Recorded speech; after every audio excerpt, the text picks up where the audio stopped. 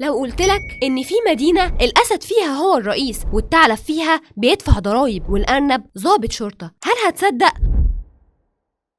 قصتنا بتبدأ في قرية صغيرة، بنشوف أطفال عاملين مسرحية عن زمان لما الحيوانات كانت بتاكل بعض. امال هي دلوقتي بتعمل ايه؟ المهم وسط المسرح بتطلع أرنبة صغيرة اسمها جودي هوبس، ودي البطلة بتاعت فيلمنا النهاردة. بتقف بكل ثقة وبتقول أنا لما أكبر هبقى ضابط شرطة. الناس كلها بتضحك وأهلها بيتحرجوا وبيتوتروا قوي، لأن ببساطة ولا أرنب واحد في العالم ده كله بقى ضابط. لكن بطلتنا مصممة إن هي تحقق حلمها وإنها تبقى أول ضابط شرطة أرنب في العالم. بنشوف باباها ومامتها وهم بيحاولوا يقنعوها إنها تسيب حلمها، لأن ببساطة مفيش ضابط شرطة أرنب، وإن الأرانب مهمتها الزراعة وبس. بس هي ما بتركزش في كلامهم. وهنا سمعت جودي صوت ثعلب متنمر بيضايق أصحابها وبيحاول سرقة تذاكرهم، فهي بتتدخل والثعلب بيتنمر عليها ويقول لها أنتي مصدقة اللبس اللي أنتي لابساه ده؟ أنتي فاكرة نفسك هتبقي ضابط وإن مفيش ضابط أرنب وإنه ممكن يأذيها. ولما جودي بتقف قدامه بيهجم عليها ويعورها وبيمشي، وبنشوف أصحابها بيجروا يشوفوها هي كويسة ولا لأ، وبنكتشف إن هي بذكائها قدرت تاخد منه التذاكر بتاعة أصحابها. وبتكبر جودي وبتدخل أكاديمية الشرطة. تخيل معايا كده أرنبة صغيرة وسط نمور ودببة وفيلة، وبيبدأوا التدريبات، وكل تدريب بيكون أصعب من اللي قبله، وكل اختبار بتفشل فيه، لكن هي ما بتيأسش، وكل ما تقع بتقوم وبتتدرب أكتر وأكتر، وفي الآخر بتبهر وبتفاجئ الجميع بأنها استغلت مهاراتها كونها أرنب وقدرت تسبق الجميع بخفتها ورشاقتها. وبنشوفها وهي الأولى على دفعتها، وبيكرمها العمدة الأسد ليون هارت والسكرتيرة بتاعته بيل ويزر، وبيعينها ضابط شرطة. وهنا هي بتحقق حلمها وتبقى أول أرنب ضابط في التاريخ. وبنروح على محطة القطر بتودع أهلها عشان تروح مدينة أحلامها وهي زوتروبوليس عشان تستلم شغلها كأول أرنبة تبقى ضابط شرطة. وبتبقى في منتهى الحماس، ولكن باباها بيحذرها من الثعالب وبيديها بخاخ ضد الثعالب، وبيقول لها ان هم ملهمش امان مكرين. وبنشوفها وهي بتستلم السكن اللي هتقعد فيه، وبنلاقيه مش قد كده يعني، وجيرانها مزعجين جدا. بس كالعاده هي ما اهتمتش وكانت متحمسه جدا لاول يوم شغل. تاني يوم بتصحى بدري جدا وتروح لمركز الشرطه، وبيكون القائد بوجو جاموس كبير، ودي مش شتيمه والله، هو فعلا جاموسه. وبنشوفه وهو عصبي جدا وابتدى توزيع الشغل، وبيجي عند جودي ويقول لها مهمتك تكتبي 100 مخالفة في اليوم. أحلامها اتحطمت، بس قررت بدل ما تكتب 100 هتكتب 200، وفعلا بتحقق أكبر عدد من المخالفات. وهي بتكتب المخالفات بتشوف ثعلب فبتتوتر لأن باباها كان محذرها منهم، وبتشك فيه وبتروح وراه بسرعة. بتلاقيه داخل محل بيع آيس كريم، واللي بيبيع الآيس كريم فيه فيل بيحط الآيس كريم بزلمته، وبتبقى هتطلع البخاخ بسرعة جدا عشان ترش الثعلب زي ما باباها قال لها. بس بتلاقيه أب غلبان معاه ثعلب صغير لابس فيل، وبيطلب من صاحب المحل آيس كريم كبير لابنه، لكنه بيرفض وبيقول له ان انا ممكن ارفض ابيع لاي حد وانا مش هبيع لك. وبيصعب الثعلب على جودي جدا، وبتقرر تتدخل بذكاء وتقول للفيل انها شرطيه وانه مخالف للقوانين انه يحط الايس كريم بزلمته من غير ما يلبس اي حاجه فيها. وبتقرر انها مش هتعمل له محضر لو اداله الايس كريم، بس الثعلب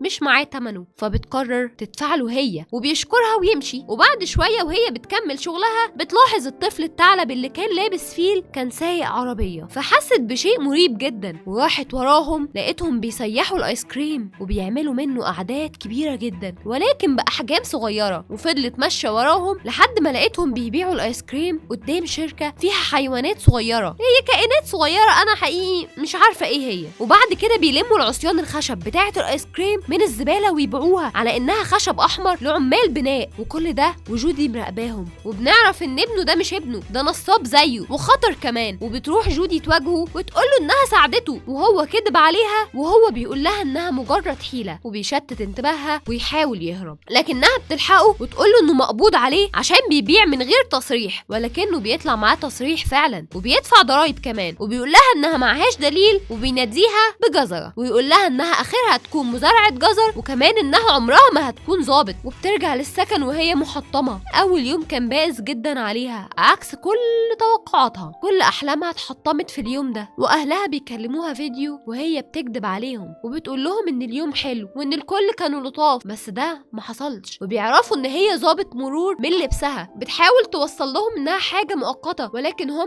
بيكونوا فرحانين جدا عشان حاجه ما فيهاش خطر عليها. وبتنام وتصحى تاني يوم ليوم شغل جديد، بس هي بتكون فاقده الشغف تماما وبتفضل تاخد في مخالفات والناس بتتخانق معاها وعلى وشها الاحباط. وفجاه بتحصل سرقه جنبها وصاحب المحل بيجري عليها عشان تمسك الحرامي اللي هو عرسه، وطبعا هي ما هتصدق فرصه وجات لها مغامره وحماس بعد مطارده طويله مع الحرامي. ودخل مدينه الفيران والمدينه كلها كانت هتتدمر، قدرت تنقذها وفي النهايه قبضت عليه وسلمته للشرطه وهي في منتهى الفخر. وبنشوف في مركز الشرطه مدام كوندستون وبنعرف ان جوزها مختفي، بيقول لها ان الضباط مشغولين وبيقول لها ان في 14 حاله اختفاء لحيوانات تانيين، فهم مش فاضيين عشان يدوروا على جوزك. فطبعا جودي بتتسحب من لسانها وبتقرر ان هي هتتولى القضيه وانها هتلاقيه. والقائد بوجو بيكون رافض تماما لحد ما مساعده العمده بالوزر بتتدخل وبتبلغ العمده ان جودي هتتولى القضيه. بيكون بوجو ساعتها غضبان جدا وقدام الامر الواقع، بس بيكون في شرط مهم قدامها 48 ساعه تلاقي فيها قيمه كوندستون المختفي، والا لو فشلتي هتستقيلي. وهي ما بيكونش قدامها غير انها تقبل، وبتاخد فعلا الملف بتاعه وبتلاقيه اصغر ملف ممكن حد يشوفه. غالبا هي اول حد يمسك القضيه دي، فما فيش ولا دليل ولا شاهد واحد حتى، كل اللي موجود صوره اخر مكان كوندستون كان فيه. بس بعد تركيز كتير في الصوره لقيته ماسك ايس كريم من اللي الثعلب كان بيغشهم ويبيعهم، وكمان بتشوفه موجود في الصوره. وبتبدا البحث، وعشان تبدا ما عندهاش غير الثعلب بس اللي قدامها، وفعلا بتروح له وبتحاول تاخد شهادته لكنه بيتريق عليها. بس هي طلعت ذكيه جدا وبالحيله بتاخد منه اعتراف انه ما بيدفعش ضرايب، وكمان بتطلع مسجله له الاعتراف، فبيضطر انه يساعدها وبياخدها المكان كوندستون كان بيروح فيه. وبنشوف مكان غريب جدا تقريبا فيه معزه مليانه دبان، وبيكون هو موظف الاستقبال. المكان مليان سيد قشطه وفيله وزرافات ونمور بتعمل يوجا ومساج. هو ايه ده؟ والموظف ده بياخدهم للفيله مدربه اليوجا وبيقول لهم انه مش فاكر اخر مره شافه، بس هي اكيد فاكره. وبيطلع فاكر كل حاجه بس متخيل انه مش فاكر. وبيقول لها انه اخر مره طلع ركب عربيه بيضه فاخره جدا، وبتساله عن ارقام العربيه وبيطلع عارفها. خرجوا من المكان وكان الثعلب مفروض ياخد التسجيل ويمشي، بس جودي ليها راي تاني وبتخليه يساعدها انها تكشف عن الرقم لانها مش هتعرف عشان لسه اسمها منزلش على السيستم كظابط. وبياخدها الثعلب عشان يعرفوا نمره العربيه بتاعت مين. وبنلاقي الموظفين بتوع المرور كلهم من حيوان الكسلان. تخيل كده ان رخصتك بتخلص على ايد حيوان الكسلان. المهم بعد مرور وقت طويل اخيرا معاهم بيانات العربيه، بس الليل ليل. راحوا المكان اللي فيه العربيه بس للاسف مقفول، وجودي معهاش تصريح بالدخول. ودي كانت خطه الثعلب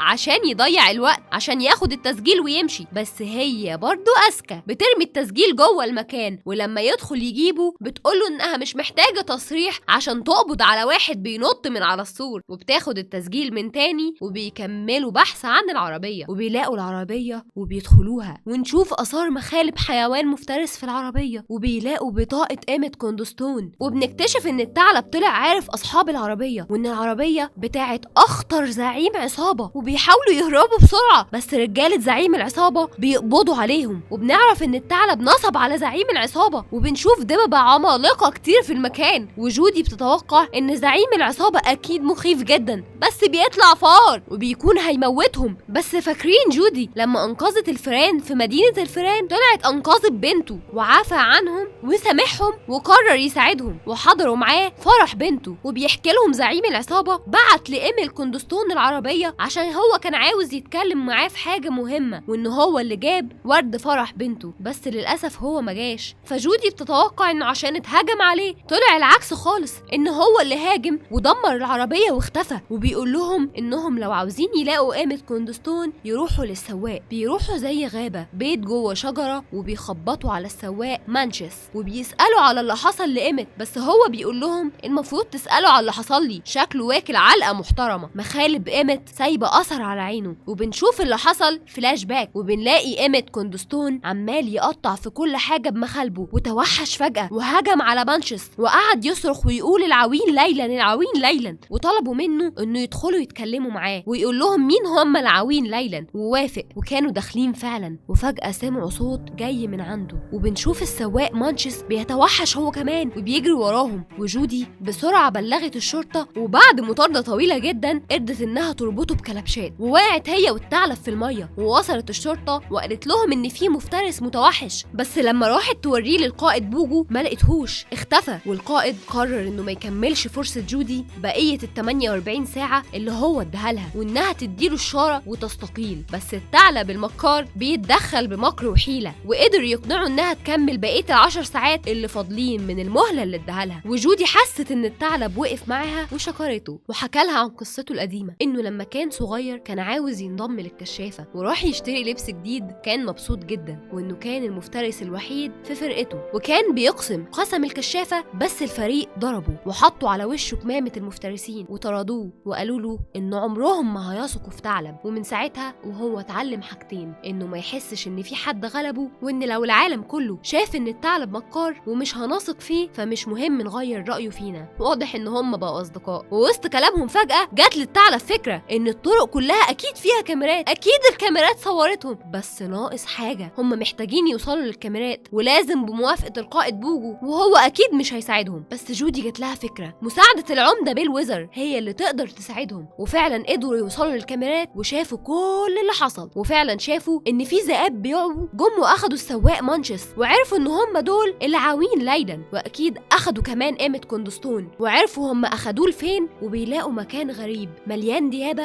بس هم شتتوا الديابة دول بانهم يخلوهم كلهم يعوا. عرفوا يدخلوا ولقوا اثار مخالب كبيرة على الارض، ولقوا كذا قفص في معمل كبير، وشافوا مانشس السواق وايمت كوندستون محبوسين، بس للاسف كلهم كانوا متوحشين. بنعرف ان في 14 حيوان موجودين في المكان ده من غير السواق مانشس، وبنعرف ان كل الحيوانات المفقودة كلهم في المعمل. وفجأة حد بيدخل عليهم وبيستخبوا في قفص من اللي موجودين حواليهم، وبنلاقي ان العمدة هو اللي دخل المكان، وجودي بتصوره ومعاه دكتورة بيقول لها انه عاوز يعرف سبب اللي بيحصل ده. بتقوله ان لازم يحطوا في اعتبارهم التركيبة البيولوجية، ان كل اللي اتحولوا كانوا مفترسين، ما ينفعش الموضوع يستخبى. بس العمدة خاف، وبيقول لها ان لو الناس عرفت هتعمل ايه مع العمدة اللي هو اصلا اسد، وان مش المفروض حد يعرف حاجة عن الموضوع ده، وبالاخص الضابط بوجو. وتليفون جودي بيرن، وبيقدروا يهربوا من المكان بسرعة قبل ما حد يمسكهم. وبسرعة جودي بتبلغ الضابط بوجو، وبيقبضوا على العمدة وكل اللي في المكان، وبيتعمل لقاء صحفي. وجودي بتكون متوترة جدا ومش عارفة تتكلم، بس الثعلب بيساعدها، وجودي بتديله ورقة تعيينه كظابط مساعد في الشرطة، وهو بيفرح جدا. وبتطلع جودي تتكلم مع الصحافة، وبتقول ان الحيوانات اللي اتوحشت كلهم كانوا مفترسين، وقالت ان هم بس اللي بيتوحشوا، وان ده ليه علاقة بتركيبتهم البيولوجية اللي هي اساسا طبيعتهم، وان من زمان المفترسين عاشوا على غريزة الصيد والعدوانية، وقلبت الدنيا على المفترسين وخوفت باقي الحيوانات منهم. والذئب صاحبها اتصدم من كلامها لانه يعتبر من ضمن المفترسين، وقال لها انها على طول شايله معاها طارد للثعالب، وانه كان فاكرها صاحبته، حاولت تلحقه بس ما قدرتش. والاخبار كلها بعد اسبوع ابتدت تتكلم عن الموضوع، واعداد المفترسين كمان زادت قوي، وكل زوتروبوليس اتغيرت وبقت مليانه خوف، والناس بقت خايفه من بعض. مش دي هي المدينه الجميله اللي جودي كانت بتحلم بيها. العمده الجديد طلب يقابل جودي، وبنعرف ان العمده الجديده هي مساعده العمده القديم بيل ويزر، وبتقول لها ان الفرايس خايفين، وانها تعينت المتحدث الرسمي باسم شرطه المدينه. بس جودي رفضت لانها شايفه انها بوظت الدنيا جدا في المدينه وقسمتها، واستقالت وشالت الشاره. ورجعت جودي لزراعه الجزر في القريه تاني مع اهلها، واهلها بيقولوا لها انها كان لازم تحاول، بس هي شايفه انها بوظت حياه كتير من المفترسين الطيبين. وبيجي الثعلب اللي خربشها في وشها وهي صغيره زمان، وبنشوف قد ايه هو بقى كويس، وشارك باباها ومامتها وبقى من اشطر صناع الحلويات. حاول يعتذر لها عن اللي عمله زمان، وباباها بيقول لاخواتها يبعدوا عن نبته معينه، بس الثعلب بيقول له ان الاسم اللي قاله ده صعب قوي، وان الاسهل نقول على النبته او الزرعه دي العوين ليلا. جودي بتستغرب جدا، وبيقول لها باباها ان خالها لما اكل من النبته دي وهم صغيرين ضرب مامتها، وجودي وبتقول ايه ده، يعني الارنب كده ممكن يتوحش؟ وبتعرف جودي ان العوين ليلا ما طلعوش ديابه، دي زهور بتخلي المفترسين يتوحشوا. وبتجري بسرعه تدور على الثعلب صاحبها وبتعتذر له وبتقول له كل اللي عرفته، بس هو بيرفض يسامحها. بس بيطلع كل ده بيضحك عليها وبيسجل لها وبيسامحها، وبيرجعوا اصحاب تاني ويبتدوا يدوروا على الحرامي اللي هي قبضت عليه في بدايه الفيلم، عشان هو اللي كان بيسرق نبته العوين ليلا واكيد باعها. وبيرفض يقول هو باعها لمين، بس هم بيلجأوا لزعيم العصابه عشان يساعدهم، عشان الحرامي يتكلم ويعرفوا منه باعها لمين. وبيعرفوا منه انه باعها لواحد اسمه داج، عرض عليه فلوس كتير وقال لهم على مكانه، وهو في مكان تحت الارض. وبيشوفوا قطر قديم مزجوع فيه العوين ليلا كتير قوي، وبيصنع منه كبسولات زي الطلق بالظبط. وبيسمعوا حد بيكلم داج وبيقولوا ان المستهدف حيوان شيتا من المفترسين برضه. وبنشوف ازاي قدر يصطاد بقيه المفترسين اللي اتوحشوا، قدر يحول قيمة كوندستون لمتوحش شرس من شباك العربيه وهي بتجري، وكمان السواق مانشس. واستغلوا فرصه ان داج خرج وقفلت الباب عليهم وحاولت تجري بعربيه القطر كلها كدليل، مش بس الشنطه اللي فيها المسدس وكبسولات العوين ليلى. بس للاسف القطر بينفجر، بس بيطلع الثعلب تاك اخد الشنطه من القطر وهم بينطوا، وبكده هم معاهم الدليل وبيهربوا عن طريق متحف التاريخ الطبيعي. وفجاه بتنده عليهم العمده بيلوزر، وبتقول جودي للعمده انها عرفت السبب وان في حد بيحقن المفترسين بمصل وبيخليهم يتوحشوا. بس قبل ما جودي تديها الشنطه بتستغرب هي عرفت مكانها ازاي، وبترفض تديلها الشنطه. وبتبدا العمده واللي معاها يطاردوا جودي وتيك. وقت الهروب بتتصاب جودي في رجلها وبيستخبوا، وبتطلب من تيك يمشي ويوصل الشنطه لبوجو، بس هو بيرفض يسيبها وبيشتتوا انتباه العمده ويهربوا. بس للاسف بيقعوا في حفره كبيره جدا وبتحقن العمده تيك بالمصل، فبيتوحش وبيهجم على جودي. بس بتطلع خدعه جديده ومكر من تيك، وانها مجرد توت ازرق وان المصل حقيقي معاه. وبيطلعوا بيسجلوا لها كل اعترافاتها، وبيوصل بوجو والشرطه وبيقبضوا عليها. وبيرجع العمده من تاني، ونعرف في الاخر ان هم لقوا علاج للمفترسين اللي اتوحشوا تاني، والمدينه بدات ترجع تاني زي الاول واحسن كمان. واتكرمت جودي وتعين تيك كاول ضابط ثعلب شرطه في العالم. وجودي وتيك بقوا فريق هايل ومسكوا اول قضيه مع بعض. وبكده وصلنا لنهايه فيلمنا النهارده. وفي الاخر مدينه زوتوبيا علمتنا ان الشجاعه مش بالحجم ولا بالقوه ولا بنوع الحيوان، الشجاعه انك تقف حتى لو كل اللي حواليك شايفينك اصغر من انك تعمل حاجه، انك تصدق حلمك حتى لو كبير عليك، وانك مهما غلطت تقوم تصلح غلطك وتكمل طريقك. ولحد ما نقابل بعض في تلخيص جديد ان شاء الله، لو الارنبه قدرت تغير مدينه كامله يبقى انت تقدر تغير حياتك. لو فاكر ان زوتوبيا خلصت يبقى انت غلطان، المره دي اللعبه اكبر والمفاجآت كمان اكتر. يلا بينا نعرف الحكايه على اصولها. بس في الخلاصه، مدينه الحيوانات اللي علمتنا ان الاختلاف قوه وان الحلم ملوش حجم راجعه تاني بقضيه اخطر من اي وقت فات، بعد ما جودي هوبس حققت حلمها وبقت اول ارنبه ضابط شرطه، وبعد ما تيك وايلد ساب ماضيه وبدا صفحه جديده. السلام اللي في زوتوبيا ما كانش هيدوم كتير، اختفاءات غامضه، تحركات مريبه، واثار بتظهر من اماكن محدش كان متخيلها. المره دي الموضوع مش مجرد مجرم لازم يتمسك، الموضوع اختبار للثقه وللشراكه، والفكره ان العدل مش دايما سهل. يا ترى جودي وتيك يقدروا ينقذوا المدينه تاني، ولا المره دي خطر اكبر من اي حاجه واجهوها قبل كده؟ يلا بينا نبدا الحكايه.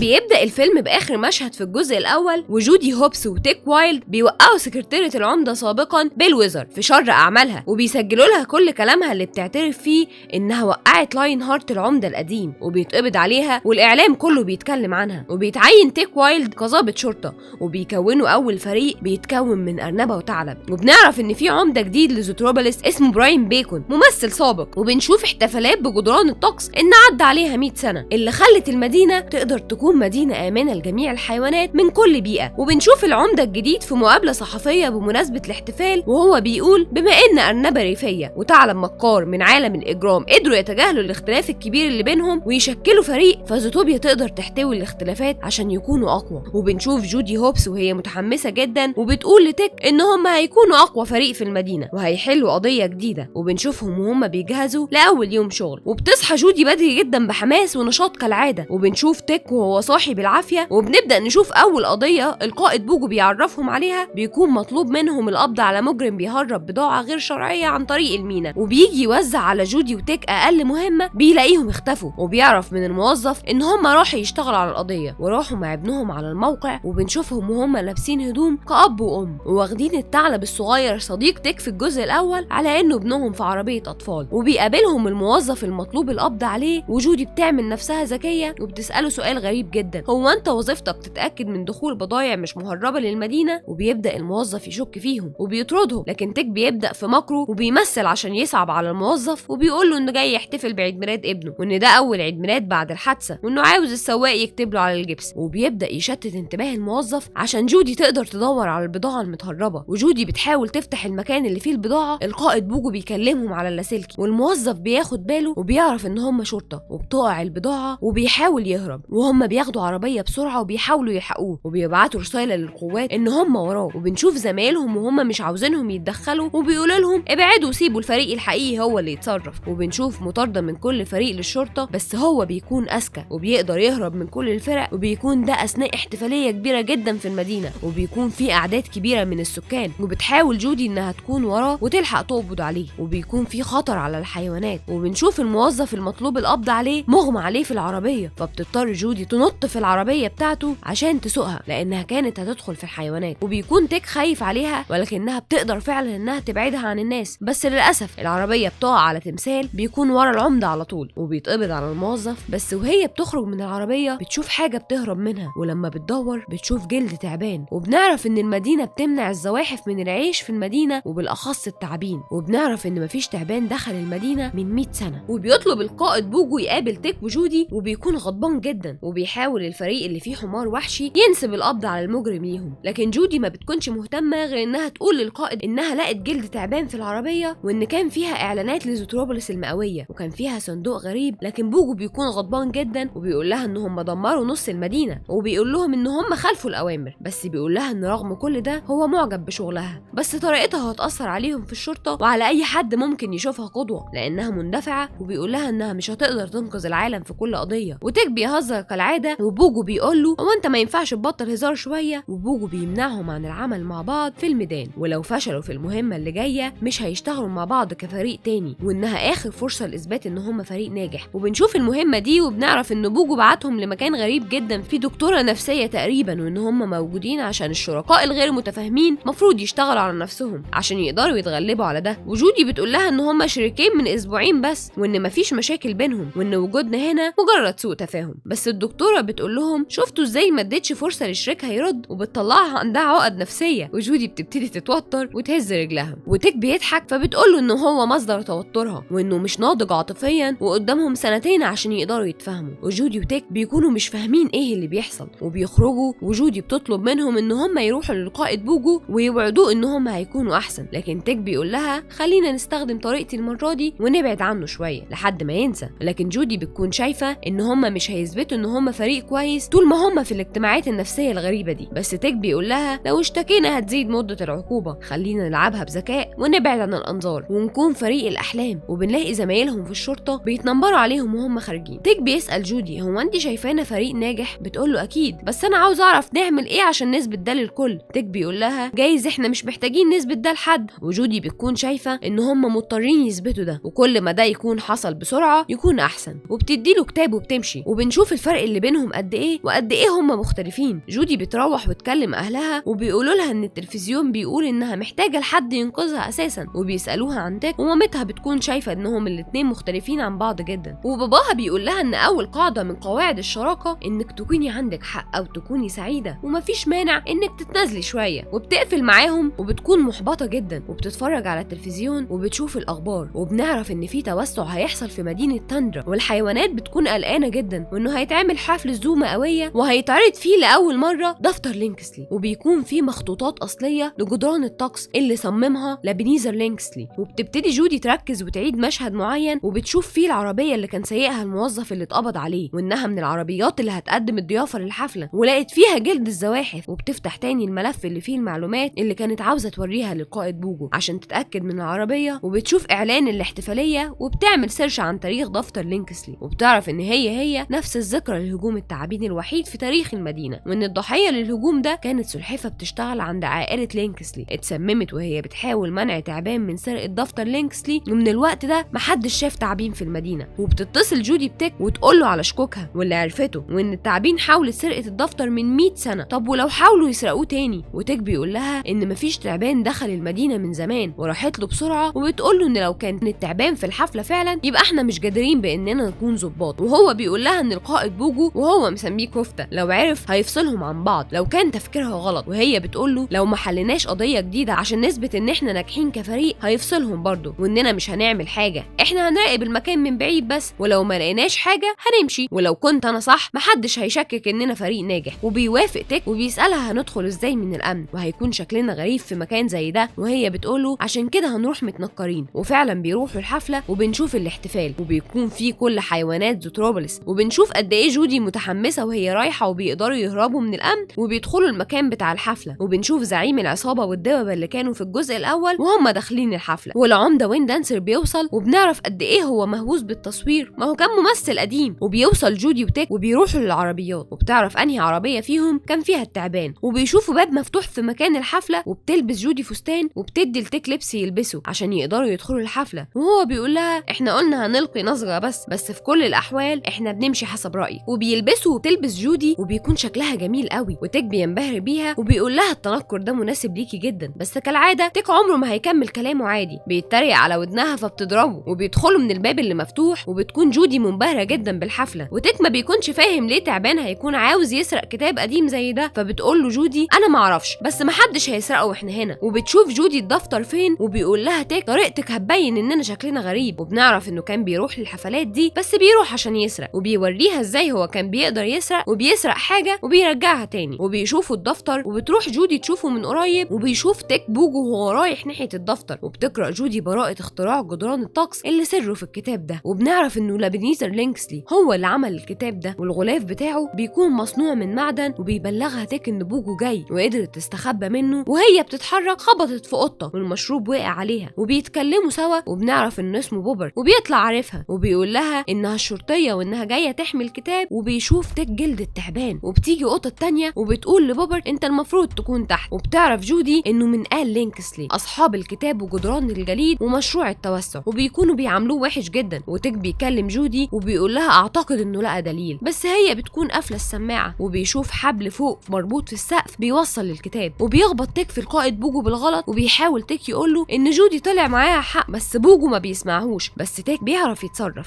لما جودي بتشوف بوجو ماسك تيك بيوجه الضوء على مكان الحبل عشان جودي تاخد بالها. وبينط التعبان فعلا من فوق والحيوانات كلها بتترعب. وبوجو بيشوف اللي بيحصل والتعبان بيقدر يسرق الكتاب ومعاه ميلتون. وبتجري وراه جودي وبوجو والمكان كله بيتدمر. وتيك ما بيكونش عارف يحصلها وبيحاول التعبان يهرب لكن جودي بتحصله وبتقول له وقف اللي انت بتعمله وما تأذيهوش. والتعبان بيقول لها اذيه تعابين مش مؤذيه انما هم الاشرار. وهنا كان يقصد القط وعائله لينكسلي. وبيقول لها ان الدفتر ده فيه السر اللي هيثبت صحه كلامي، وبيطلب منها انها تسمح له يثبت ده وان دي فرصته الوحيده عشان يثبت اللي حصل. ولما ده يحصل هيقدر هو وعيلته يرجعوا المدينه من تاني. بس تيك بيجي وبيضربه بالطاسه. وبتكون جودي متعاطفه مع التعبان جدا ومصدقاه. وبيطلب ميلتون لينكسلي وعيلته من جودي انها تقتل التعبان. وبيقول لها انه هيحرق الكتاب وانه طالما التعبان عاوزه يبقى هو خطر علينا. وبيقول لجودي وتيك ان هم هيكتبوا تقرير يقولوا انه هجم عليهم ومش هتنطقوا بكلمه تانية. وبيطلع مخالبه وجودي بتتصرف وبترمي عليهم نار. وبتطلب من تيك يساعدها تنقذ التعبان عشان يهربوا. وفعلا تيك بيساعدها والتعبان بيفوق فجأة. بس من الخضة لما القائد بوجو بيوصل التعبان بيدخل انيابه اللي فيها سم في راس بوجو وبيخبط الكتاب وبيقع. والتعبان بيقول لهم الترياق هينقذوا. وجودي بتشيل اسنان التعبان وبيشوفها الفريق التاني من الشرطة وبيفتكروا ان هي اللي عملت كده. فالقطط بتشاور على جودي وبتقول انها السبب وان هم ساعدوا التعبان وقتلوا القائد بوجو. وبيهربوا التعبان بس قبل ما هي وتيك يهربوا بتقدر تاخد الكتاب. وبينطوا بسرعة وبيشغل لها تيك تسجيلها وهي بتقول له انها ارنبة غبية. وبيخبطوا وهم بيهربوا في زعيم العصابة الفار وبياخدهم معاه في شنطة العربية. وبنشوف نشرة الاخبار وهم بيقولوا ان التعبان هاجم عائلة لينكسلي المؤسسة للمدينة بمساعدة الضباط جودي هوبس وتيك وايل، وان هم مشتبه فيهم في العضة السامة اللي اتعرض ليها بوجو. والعمدة بيقول ان الضابط بوجو مات. وفي الاخر بيطلع بيهزر وكده. معرفش مين عينه عمدة بصراحة. وبنشوف العمدة وهو قاعد قدام ميلتون لينكسلي وبيقول له ان هم اكيد هيقبضوا على الثعلب والتعبان والارنبة. وبيهددوا ان هم وقعوا قبل كده عمدتين واكيد انت مش حابب تكون التالت. وبيقول له انت هتقضي عليهم وترجع لي الكتاب. والعمدة بيقول له هو خايف منهم ان عندنا قانون. وبيهددوا القط وبيقول له شكلنا غلطنا في اختيار العمدة. والعمدة براين بيكلف الشرطة بالقبض على جودي وتيك. وبنرجع تاني لجودي وتيك وهم وهم في العربيه مع الفار والدببه، واهل جودي بيعرفوا من الاخبار كل اللي حصل وبيكونوا قلقانين عليها، وتيك بياخد منها التليفون ويكسره وبيقول لها ان ده اول حاجه ممكن يوصلوا لنا عن طريقها، بس هي بتقول له انها عمرها ما هربت من الشرطه وواضح انك خبير في الهروب، وبيقول لها ان المفروض ما كناش نروح الحفله دي اصلا واننا عملنا كل حاجه بطريقتك، سيبيني انا اتصرف بقى عشان انا خبير في عالم الاجرام. وبيدخلوا مصنع شنط الدببه فيه كلهم بيبقوا لابسين بينك، وبنعرف انه مصنع بنت زعيم العصابه، وبنعرف ان هو وبنته بقوا شركاء في الشغل وفي الاجرام كمان ما شاء الله، وبيقرروا يساعدوا جودي وتيك وبيدولهم هدوم وبطاقات شخصيه جديده وعربيه عشان يقدروا يهربوا، لكن جودي بتبقى مش عاوزه تهرب وبتقول له ان عائله لينكسلي لفقوا لينا التهمه دي وفي تعبان بريء، وزعيم العصابه بيقول لهم ان العيله دي قتله وما يعرفوش معنى الشرف، وتوسيع المدينه اللي بيعملوه هيخليهم اخطر بكتير من دلوقتي، وان هم يعملوا اي حاجه عشان اراضي اكتر، وبينصحها ان لو انت كنتي هتهددي مخططاتهم دي هيخلصوا منك، اهربي احسن. وجودي بتقول لهم انا عارفه انك عاوز تساعدنا وعاوز تحمينا، بس احنا اقسمنا على حمايه المدينه ومش هنهرب. بس تيك كان ليه راي تاني وتنكر واستلم الحاجه، وهي بتسكته وبتقول للزعيم ان احنا هننقذ التعبان، بس هو بيقول لها يا ريت تتكلمي عن نفسك، وبتسال الزعيم لو تعرف حاجه عن موضوع التعبين وانهم لفقوا لهم الجريمه دي، ولو تعرف الكتاب ده يثبت الكلام ده ازاي، بس بيطلع ما يعرفش حاجه، وبيقول لها لو الموضوع خاص بالتعابين اسالي الزواحف، وبتساله لو يعرف مكانهم، بس بيقول لها ما حدش يعرف مكانهم وان هم بيعيشوا لوحدهم ومستخبيين في سوق المستنقع. وبنته بتقول لهم بس الموضوع مش صعب، انت محتاجه خبيره بس في الزواحف، وبتدلهم على مكان واحده من المنطقه وبيقابلوها وبتطلع قندس وبتكون غريبه شويه، وتيك بيقول لجودي خلينا نهرب احسن، بس هي بتعترض وبتقول له خلينا بس 24 ساعه نحاول نعرف الموضوع، ولو ما وصلناش لحاجه خلينا نهرب، وبيتفقوا على كده وبيركبوا معاها ويروحوا المستنقع، وبيكون مليان سيد قشطه واسد البحر ودلافين، وبتقول لهم ميبلس القندس ان عشان يوصلوا لمخبأ عزوز اللي فيه الزواحف لازم نركب عباره، فسيبوني انا اتكلم مع الناس عشان اهل البحر بيتضايقوا من اهل البر. وتيك بيعك الدنيا شويه وبيعمل كل حاجه المفروض ما يعملهاش، بس القندس بتلحقه بيركبوا العباره اللي هي اساسا حيوان مائي وبيعوم في المستنقع، والشرطه بتقدر توصل لمكانهم، وبنشوف التعبان بيكون براقب كل اللي بيحصل، وبتوصل القندس ميبلس وجودي وتيك لمخبأ عزوز، وبيكون مكان مهجور ومش نظيف، وبنعرف ان تيك بيطلع عنده فوبيا من الزواحف، وقبل ما يدخلوا ميبلس بتقول لهم لو قدم ليكم عزوز اكل لازم تاكلوه لان رفضكم بيوضح له انكم مش بتحترموه، وبيدخلوا وتيك بيكون خايف جدا، وبنلاقي زواحف بكل الاشكال والانواع، وبيقابلوا عزوز وميبلس بتعرفوا عليهم وبيقعدوا يتكلموا معاه وبيقدم لهم اكل وبيطلع دود، وجودي بتحاول تتوه عن الاكل وبتوري له الكتاب وبتقول له هو ده ممكن يكون فيه براءة التعابين، بس هو بيقول لها كلوا الاول، وبيضطروا ياكلوا فعلا حاجه في منتهى القرف بصراحه، وبيطلع كان بيعمل فيهم مقلب والكل بيضحك، وبنعرف ان هم اصلا مش بياكلوا دود. وعزوز بيمسك الكتاب وبيقول ان الغلاف معدني، وبتساله جودي وده معناه ايه، بيقول لها ان معناه ان السر في الغلاف والتعابين بس هم اللي هيعرفوا السر ده لانهم بيشوفوا حاجات على الغلاف المعدني محدش يشوفها غيرهم. وبتستغرب جودي ان دفتر ابنيزر لينكسلي لجدران الطقس ليه هيتحط فيه سر للتعابين، وبيقول لها انه ما يعرفش لكن اكيد سر خطير لانه ماتت علشانه سلحفه. وعزوز بيقول لهم ان الحادثه دي ما اثرتش بس على التعابين، دي خلت الناس كلها ما تثقش في الزواحف، عشان كده مشيوا كلهم، وبعدها عائله لينكسلي عملوا اول توسعه لمدينه تاندرا، ودلوقتي بيعملوا توسعه تانية، والمره دي هتوصل للمكان اللي احنا عايشين فيه، وهيتدفن سوق المستنقع تحت الجليد، وهيطردونا من بيوتنا، وهتاخد عائله لينكسلي الارض ومحدش هيقدر يمنعهم. وجودي بتقول السر اللي هنا اكيد يقدر، بس عزوز بيقول لها لو ده صح فالكتاب ده هيعرض حياتكم للخطر، وبيحصل هجوم فعلا من الشرطه في كل مكان في المستنقع، وعزوز بيساعدهم على الهروب. وبتساله جودي بتساعدنا ليه، بيقول لها انقذتوا المدينه مره واكيد تقدروا تنقذوها مره تانية، وممكن ساعتها يفهموا ان احنا مش مختلفين كتير. والضباط بتحاصرهم في الميه، والتعبان بيظهر ويسرق من جودي الكتاب وبيهرب، وبيقول لهم انها الفرصه الوحيده لعيلته، وجودي بتقول له انها عاوزه تساعده، وبتجري وراه هي وتيك، وبيعدوا بمخاطر كتير قوي، بس تيك وجودي بيقدروا يتغلبوا عليها. والقندس بتقول لهم وهم بيجروا وراه لو عدى الخط الاحمر ما تروحوش وراه، وبينط التعبان في حاجه زي شلال او انبوب ميه، وبيحاول تيك يحذر جودي بس ما بيلحقش، وبينط معاها للاسف، وبيلاقوا نفسهم جوه انبوب مليان ميه ومش بيقدروا يتنفسوا، وبتبقى جودي على وشك انها يغمى عليها، بس تيك بيلحقها وبيخرج من مخرج للانبوبه، وبيلاقوا نفسهم في مكان ما يعرفوهوش، وبيكونوا متضايقين انهم ضيعوا التعبان. وتيك بيقول لها اعتقد ان ده وقت مناسب للاعتذار، وجودي بتكون فاكراه ان هو اللي هيعتذر، بس بيقول لها انت المفروض تعتذري، فجودي بتتهرب وبتقول له ان احنا خلاص ضيعناه، فبيقول لها كفايه ان احنا لسه بنتنفس، حتى لو ما وصلناش ليه كده كفايه، لازم دلوقتي نوصل لعربيه نهرب بيها. وهم بيتكلموا بيشوفوا شنطه وبتفتحها وبتلاقي فيها علبه كبريت قديمه، وبيكونوا خلاص هيمشوا بيلاقوا معزتين بيتنططوا على الجبل وبيقولوا لهم ان وجودهم هنا غريب، انتوا وقعتوا من الانبوبه. وبيكونوا خلاص المعزتين هيكلموا الشرطه علشان تساعدهم، بس جودي بتوقفهم وتيك بيقول لهم احنا كنا ماشيين خارج المدينه. بس جودي بتسالهم الانبوب ده بيودي على فين؟ بيقولوا لهم كوبنهاجن. وبيكونوا ماشيين بس معزه من المعيز بتطلع ورد من بقها بيكون شبه اللي مرسوم على علبه الكبريت القديمه، وبتسالهم جودي على مكان الورد ده، وبنعرف ان اسمها ورده الحب، وبنعرف ان مكانها فوق الجبل وان ده مكانها الوحيد. وبيقولوا لها ان في كوخ فوق اسمه كوخ شهر العسل، بس هو مقفول عشان التعابين مستخبيه فيه. وبتبدا هي وتيك يتسلقوا الجبل عشان يطلعوا يدوروا على اي دليل فوق، ولكن تيك بيكون مش حابب ان هم يكملوا في الطريق ده وشايف ان الاحسن ليهم ان هم يهربوا. وبتفضل جودي بتسال ايه ورا السر وايه علاقه خروج الزواحف بالكتاب، وبتطلب من تيك انه يكون اسرع. وتيك بيكون غضبان فبيشغل لها التسجيل وهي بتعترف بنفسها انها ارنبه غبيه، وبتتضايق منه جودي وبيتخانقوا وبيشدوا من بعض التسجيل اللي هم بيعتبروه رمز لشراكتهم. وبتزعل جدا جودي لما التسجيل بيقع وبيتكسر. وبيوصلوا فوق الجبل وبتدخل جودي الكوخ قبل تيك، وتحت الجبل الشرطه بتشوف التسجيل اللي وقع اتكسر وبتقدر تعرف مكانهم. وبتحاول جودي انها تلاقي اي دليل في الكوخ، وتيك بينادي على جودي لكنها مش بترد. وفي نفس الوقت الشرطه بتقدر توصل للكوخ وارض الكوخ اتكسرت بتيك، والشرطه شافته بس هو لحق نفسه قبل ما يقع. وبتلاقي جودي ورق كتير زي المجلات والجرايد اللي بتتكلم عن مخطط لينكس وعن مدينه تاندرا والتوسع وعن اين يقع وادي الزواحف. وساعتها بس بتعرف جودي ان كان في مدينه كامله للزواحف، وبتلاقي ورقه مكتوب فيها لاقي مدينه الزواحف. تعرف ان عائله لينكسلي بتطرد الحيوانات وبتاخد بيوتهم. وتيك بيقول لها لازم نهرب، بس هي ما بتكونش سامعه او شايفه غير انها لازم تساعدهم، بس بيقول لها ان الشرطه وصلت لينا. وجودي بتكون شايفه ان محدش هيصدقها وبتحاول تجمع الادله، بس تيك بيقول لها ان اللي هيحصل اسوأ بكتير من ان محدش هيصدقنا، لا دول ادوا اوامر ان هم يخلصوا مننا. بس هي بتقول له لازم نحل القضيه. وتيك بيتعصب جدا وبيقول لها ان القضيه ما تهمنيش وما تستحقش ان احنا نموت عشانها. وجودي بتقول له ان علشان العالم يكون احسن لازم يكون عندنا الشجاعه اننا نعمل الصح. لكن بيرد عليها تيك ويقول لها ان العالم هيفضل زي ما هو، وحتى لو كنتي بطله مش هتقدري تغيري حاجه. بتحبط جودي جدا وبتقول له انها شايفه ان هم مختلفين، وبتهجم الشرطه عليهم وبتضربهم بمخدر وبيقسموا الكوخ لنصين. وبتقدر الشرطه تمسك تيك، وبيجي بوبرت لينكسلي والتعبان بيساعدوا جودي قبل ما تقع من فوق الجبل او يتقبض عليها. وبيحاول تيك يهرب من الشرطه عشان ينقذ جودي، بس قبل ما ينقذها بتتضرب من الشرطه بمخدر وتيك بيتقبض عليه. والتعبان والقط بياخدوا جودي معاهم ويفوقوها. وبتسال على تيك وبنعرف انه اتقبض عليه. والشرطه بتاخد تيك للعمده ويل دانسر وبيسالوا على جودي ومش بيقول مكانها، فبيحبسوه في عربيه شبه السجن. وبيجي لينكسلي يسال على جودي برضه، ولما مش بيجاوب بيطلب من المساعدين انهم يبداوا في التوسعه ويجمدوا المستنقع ويطردوا الكل. وبيقول له ان حيوانات البحر زي الثعالب حيوانات درجه تانية، ولو قال للناس ان هم ساعدوا تعبان خطير محدش هيهتم باللي هيعملوه فيهم، وانه هيبعتوا لسجن وهتسمع خبر موت الارنبه وبيعوروا بمخالبه. وبيقول له ان المفروض كنت تسيب المدينه لما جات لك الفرصه. وجي حد اداله فرو من الشخص اللي بيساعد التعبان وبيعرف انه بوبرت، وبيطلب منهم ان هم يدوروا عليه. وبنرجع للتعبان كاري والبوبرت وجودي، وبوبرت سايق بيهم لمكان بعيد محدش يعرف طريقهم فيه. وجاري بيدي لجودي الكتاب وبيقول لها انه فرحان انه معاها في فريق واحد. وبتكون جودي خايفه من ناب التعبان علشان السم اللي فيه، وكاري بيطمنها انه معاه ترياق للسم ده. وبيوصلوا المكان في الصحراء، بيكون المكان ده بتاع بوبرت، بيكون فيه بعيد عن عيلته الشريره عشان يسترخي. وبيقعد جاري يلعب في المكان وبوبرت ما بيكونش عاوز حاجه تبوظ. وبتسالهم جودي ازاي بقوا شركاء. بيقول لها جاري انه لما عرف ان الكتاب هيكون في الحفله بعت طلب انه يشوفه، ولحسن حظه ان بوبرت بيشتغل في البريد وانه ساعد جاري انه يهرب. وبيعرفوها ان هم لما يخلصوا هيساعدوا تيك ويساعدوا المدينه. وبوبرت بيقول لها ان الكل لازم يعرف الحقيقه. وبيمسكوا الكتاب وبوبرت بيعرف جودي ان مش جده هو اللي حط السر في الكتاب. وبيشوف كاري السر اللي في الغلاف لانه من نوع افعى الحفر المستشعره للحراره. وبنعرف انه الدفتر ده اصلا مش ملك عائله لينكسلي، وان السر ان زوتروبلس مش من اختراع الثدييات، وان اللي اخترعها هي جده كاري وكانت عاوزه مكان تعيش فيه مع كل الحيوانات، واخترعت جدران الطقس وكانت عاوزه شريك. بس لما عرف جد بوبرت اهميه المشروع وعرف بيساوي ايه خطط لسرقه التصميمات وخلص من الخادمه بتاعته ولفق التهمه لجده كاري. وعشان هي افعى الكل صدق ان هي اللي عملت كده في السلحفه وكره الكل في الزواحف. ومع الوقت جده دفن حي الزواحف تحت الجليد، وجده مات وكان فاكر ان السر اتدفن معاه. بس لحسن لحسن الحظ ان الشهاده الاصليه اللي شالها من الكتاب لسه موجوده، وجدة كاري مخبياها في بيتها، ولو لقوا البيت بتاعها في حي الزواحف هيلاقوا الشهاده. وبنعرف ان كاري قدر يعرف من غلاف الكتاب مكان حي الزواحف ورا جدران الطقس تحت الجليد، وبيكون عند برج الساعه، وبتقول لهم جودي ان لو ما اختفاش تحت الجليد هيعرفوا يوصلوا له. وبيقول لهم بوبرت ان جده فصل الكهرباء عن المنطقه دي، وبيعرفوا مكان مفتاح الكهرباء في غرفه التحكم الاصليه، وهي اقدم جدار في جدار طقس تندرا الصحراويه. وعن طريق تليفون بوبرت بيقدر جده يعرف مكانه. وبنشوف تيك وهو داخل السجن وكل المساجين بيكونوا مش طايقينه، وبيحاول يكلم الشرطيه ويشرح لها اللي حصل، بس هي بترفض الكلام معاه، وبيجي حد يبلغها ان هم عرفوا مكان جودي وبوبرت وكاري، وبتسيبه وتمشي. وبيلاقي تيك معاها القندس وبيحكي لها اللي حصل ما بينه وما بين جودي، وانه لما قال لها ان القضيه ما تستحقش اننا نموت، وانه كان قصده انها ما تستحقش تموت لان الحيوانات الوحيده اللي زيه ما بيلاقوش اصدقاء حقيقيين، وهو مش عاوز يخسرها، وبتقدر تعمل مفتاح للزنزانه بالقرقده. وبيسمع الشرطه وهي بتقول على مكان جودي وهي في صحراء ديونس، وبيقدر يهرب. واغلب اللي في السجن بيهربوا لما بيدوس على زرار غلط، والباب بيتكسر وبيخرج تيك وكل المساجين وياخدوا كل العربيات. وتيك ما بيلاقيش عربيه عشان يروح لجودي، ولكن بتجيله فكره انه يكلم صاحبه فلاش لانه اسرع واحد في المدينه. وبنشوف جودي وبوبرت وكاري في الطريق عشان يوصلوا لجدران الطقس، وبتقدر الشرطه تعاقب جودي وبتكون وراها بالظبط. وتيك بيطلب المساعده من كلاو هاوزر في الشغل، وفعلا بيقدر يساعده، وبيعرفوا مكان جودي، وبيوصلوا لجدران تندرا الصحراويه، وبيكون في احتفاليه كبيره هناك. وبتشوف جودي الشرطه وبتعرف ان هم بيتعاقبوا التليفون، وبترمي تليفون بوبرت بسرعه وبيتحركوا عشان يلحقوا يدخلوا. وبتحاول جودي وبوبرت وكاري ان هم يهربوا من الشرطه، وبيعدوا بسرعه وسط الاحتفال، وبتقابل حيوانات وبيساعدوها ان هم يشتتوا الشرطه. وبيقدر تيك يعرف مكان جودي، وبتعرف عائله لينكسلي ان جودي في طريقها للجدار، وبيقدر يعرف هي رايحه هناك ليه. وبيطلب كبير عائله لينكسلي ان هم يتخلصوا منها في اسرع وقت. والظابط بتحس انها مش عاوزه تعمل كده، وبتقرر انها مش هتتخلص منهم، بس في حد بيخبط في ايدها بالغلط، فالطلقه بتخرج من المسدس غصب عنها، وبتبقى هتيجي في جاري. فبتحاول جودي انها تلحقه، وكانت هي اللي هتموت، بس وصول تيك في الوقت المناسب انقذ الموقف، وبدل ما تيجي في جودي جت في العربيه. وبتدخل جودي وبوبرت وكاري لمركز التحكم، وبيحاول يحصلها تيك، ولكن القندس نابلس هي اللي بتلحق تدخل، وبيقفل الباب قبل ما تيك يدخل، وبيكون حد ادى امر تدمير المكان. وبنشوف جودي وهي بتدور على مفتاح الكهرباء اللي هيوصلهم لبيت جدة كاري، وبتوصل له فعلا، وبيشغلوه هما الثلاثه، وبينور البرج. وجودي بتشوف تيك وهو بيحاول يدخل، وبتعرف ان حد قفل الباب وبتقدر تفتحه. وفجأة بتحصل حاجه غريبه جدا، بوبرت بيطعن جودي بالسم في رقبتها، وبتقع جودي، وبيحاول كاري انه يدافع عنها، بس بوبرت بيرميه في الجليد، وبتكون جودي مش قادره تتحرك بسبب السم. وبنعرف ان بوبرت كان مخطط لكل ده عشان هو منبوذ من عيلته ومحدش شايفه، وكان عاوز يثبت انه ناجح ويستحق مكانه وسط عيلته، وبيكون عاوز يوصل لبيت جدة كاري عشان يحرق الشهاده الاصليه، وساعتها هيكون ليه مكان وسط عيلته وهيكونوا فخورين بيه. وبيكون تيك بيدور على جودي، وبوبرت بيقرر يخلص منه هو كمان عشان ما يسيبش دليل وراه. وبتحاول جودي انها تقوله انت ممكن تكون مختلف عن عيلتك، بس هو بيقول لها انا مش عاوز اكون مختلف، وبيسيبها عشان يروح يقضي على تيك. وجودي بتكون خايفه على تيك، وبوبرت بيشوف نابلس وبيحقنها بالسم، وبتكون جودي يائسه جدا وشايفه انها ما ساعدتش حد، بس جاري بيقول لها انها ساعدته، واخترتي انك تقفي جنبي وبقيتي اعز اصدقائي من حيوانات الدم الساخن. وبيحضنها عشان يتدفى بيها. وبوبرت وتيك بيتقابلوا وبيكون هيحقنوا، وكاري بيوعدها انه هينقذها وهينقذ صديقها الثعلب. وبتوصل الشرطه وبتفتكر ان التعبان هياكل جودي، وبيحاول يقول لهم انه بيحاول ينقذها. وبنرجع لتيك تاني وهو بيسأل بوبرت فين جودي، وبيقول له انها ماتت بسبب عضة التعبان، شكلها كده بتقتل بسرعه، هتشوف دلوقتي. وبيهجم بوبرت على تيك، وبيحاول كاري انه يقاوم الشرطه وينقذ جودي. ووقت ما بوبرت بيهجم على تيك، كاري بيطلب من تيك انه يحتف له الترياق عشان ينقذ جودي. وبيقع الترياق على طرف الجليد، والقط بيقول له هنموت انا وانت لو حاولت تجيبه، هي ما تستاهلش تموت عشانها. وتيك ما بيسمعش كلامه وبيقدر يحدف الترياق، وكاري بياخده وبيقدر ينقذ جودي. وبيقع الجليد بتيك وبوبرت، بس جودي وكاري بيقدروا ينقذوا تيك، وبيجري تيك وجودي ويحضنوا بعض. وتيك بيقول لها انه مش مهتم لو احنا مختلفين، انا اللي يفرق معايا هو